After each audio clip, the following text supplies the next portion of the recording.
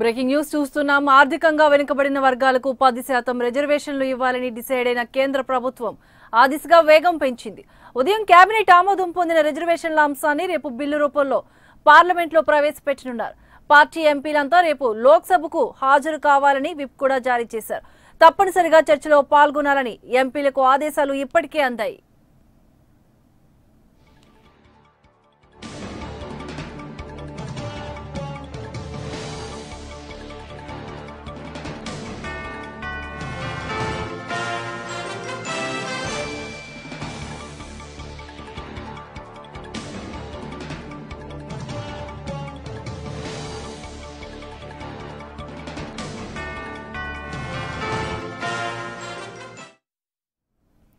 ఇక కుల మతాలకు అతీతంగా పేదలకు 10% రిజర్వేషన్లు కల్పిస్తూ కేంద్ర మంత్రివర్గ భేటీలో నిర్ణయం తీసుకున్నారు. విద్యా ఉద్యోగాల్లో రిజర్వేషన్లు కల్పించనున్నారు. కొత్త కోటాకు అర్హతలను కేంద్రం ఇప్పటికే సిద్ధం చేసింది. 1000 గజాల కంటే ఎక్కువ స్థలం ఉండరాదని, 5 ఎకరాల భూమి ఉన్నవారు వార్షిక ఆదాయం 8 లక్షల లోపు ఉండాలని కేంద్రం ఈ రిజర్వేషన్ల వర్తింపునకు నిబంధనలు సిద్ధం చేసింది.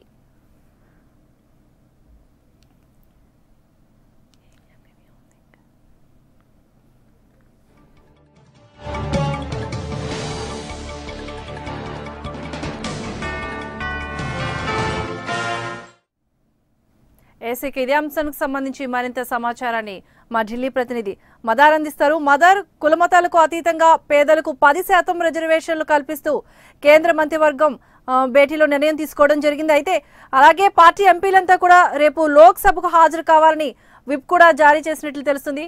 మొత్తంగా దీనికి సంబంధించిన డీటెయిల్స్ ఏంటి?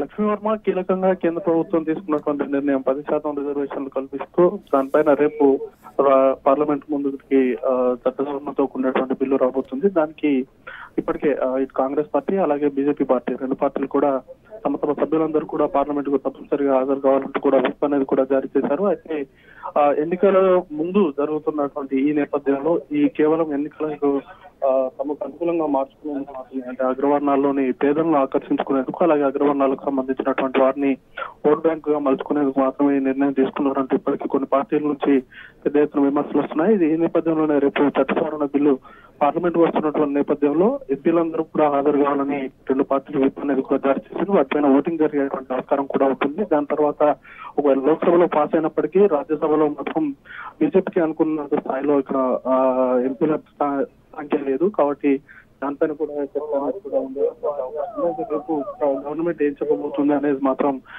అందరూ కూడా వేస్తున్నారు. రేపటితో పార్లమెంట్ సమావేశాలు ముగిసే అవకాశాలు ఉన్నాయి. దీంతో ఒకవేళ కనుక ఈ బిల్లు ఖచ్చితంగానే తీసుకొచ్చే లేకుంటే 2 రోజుల పాటు ఈ బిల్లు పైన కూడా చర్చ అనేది కూడా అవకాశం కూడా ఉన్న నేపథ్యంలో 2 రోజులు పెంచే అవకాశం కూడా దానిపైన కూడా ఇటు ఆలోచిస్తున్నటువంటి పరిస్థితి. అయితే రేపు పార్లమెంట్ సమావేశాలు ప్రారంభమైన తర్వాత సామాజిక దీనికి సంబంధించినటువంటి సోషల్ వెల్ఫేర్ మినిస్ట్రీకి సంబంధించినటువంటి మంత్రి థావర్చంద్ గెహ్లాట్ ఈ బిల్లు అనేది కూడా పార్లమెంట్ లో ఇంట్రడ్యూస్ చేస్తారు. ఆ తర్వాత దీనిపైన చర్చ అనేది నడిచిన తర్వాత లోక్సభలో ఓటింగ్ అనేది కూడా ఉంటుంది.